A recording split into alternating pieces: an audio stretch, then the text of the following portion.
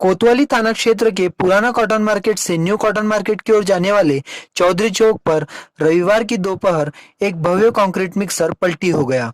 इस दुर्घटना में एक दुपहिया चालक बाल बाल बच गया, जबकि कंक्रीट मिक्सर का भारी नुकसान हो गया। जानकारी के मुताबिक एक भव्य कंक्रीट मिक्सर क्रमांक MHBX 12758 शुक्रवार की दोपहर नया कॉटन मार्केट से शहर की ओर जा रहा था। तब चालक का अचानक नियंत्रण छूट जाने से मिक्सर डिवाइडर पर चढ़ गया और तभी विपरीत दिशा से आ रहे एक दुपहिया चालक ने अपना नियंत्रण संभाल लिया, वरना वह कंक्रीट मिक्सर के नीचे दब जाता। कंक्रीट मिक्सर की बीच रास्ते पर आड़ा होने से कुछ देर के लिए यातायात भी प्रभावित हो गई थी। Bureau report, Amravati 27 news.